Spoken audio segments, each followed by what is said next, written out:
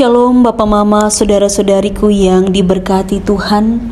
Selamat bertemu kembali di Suara Marturia, Rabu 18 Desember 2024. Hari ini kita akan merenungkan bagian firman Tuhan yang terambil dari kitab Yesaya 40 ayat 1 hingga ayatnya yang ke-11.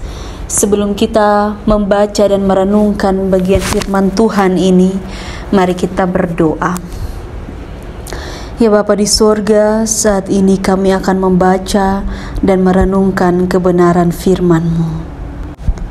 Mari Bapa Engkau memberkati supaya firman ini menjadi bagian yang hidup untuk kami melakukannya di dalam kehidupan kami setiap hari. Berfirmanlah kepada kami, karena kami sudah siap untuk mendengarkannya. Amin. Kitab Yesaya 40 ayat 1 hingga ayatnya yang ke-11. Di bawah perikop berita kelepasan. Hiburkanlah umatku, demikian firman Allahmu. Tenangkanlah hati Yerusalem dan serukanlah kepadanya bahwa perhambaannya sudah berakhir, bahwa kesalahannya telah diampuni, sebab ia telah menerima hukuman dari tangan Tuhan 2 kali lipat karena segala dosanya. Ada suara yang berseru-seru, persiapkanlah di padang gurun jalan untuk Tuhan, luruskanlah di padang belantara jalan raya bagi Allah kita. Setiap lembah harus ditutup dan setiap gunung dan bukit diratakan. Tanah yang berbukit-bukit harus menjadi tanah yang rata, dan tanah yang berlekuk-lekuk menjadi dataran. Maka kemuliaan Tuhan akan dinyatakan, dan seluruh umat Tuhan, umat manusia akan melihatnya bersama-sama. Sungguh Tuhan sendiri telah mengatakannya. Ada suara yang berkata, berserulah. Jawabku, apakah yang harus keserukan? Seluruh umat manusia adalah seperti rumput, dan semua semaraknya seperti bunga di padang.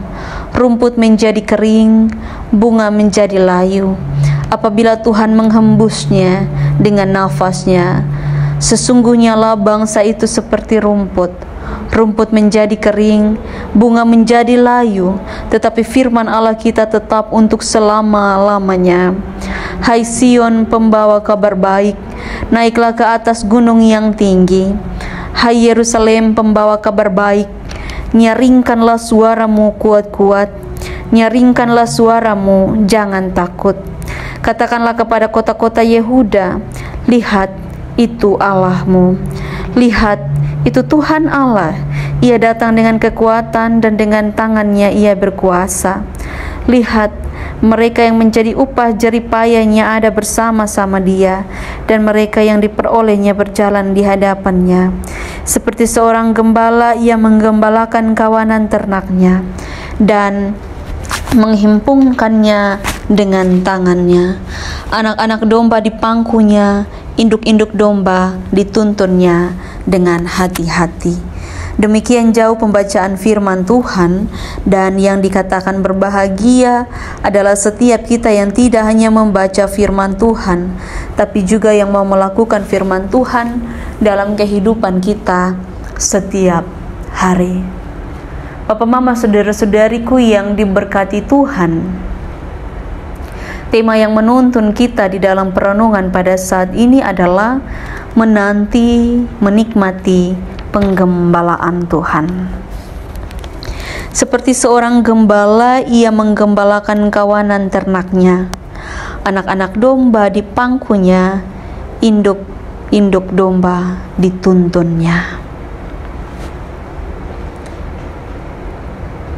Di dalam minggu Advent yang ketiga ini, kita kembali merenungkan tentang betapa Tuhan baik dalam kehidupan kita. Seperti seorang gembala, dan kita adalah kawanan ternak. Kita dipanggil menjadi orang-orang yang takut akan Tuhan. Kita dipanggil menjadi orang-orang yang melihat Allah sebagai gembala yang terus membawa kita pada kebaikan hidup. Ketika kita membaca bagian teks ini, kita melihat bahwa seorang Nabi Yesaya, dia melayani Tuhan di Yehuda selama pemerintahan 4 raja. Raja Usia, Raja Yotam, Raja Ahaz, dan Raja Hizkia. Itu berarti menandakan bahwa jalan panjang pelayanan Yesaya itu jalan yang luar biasa.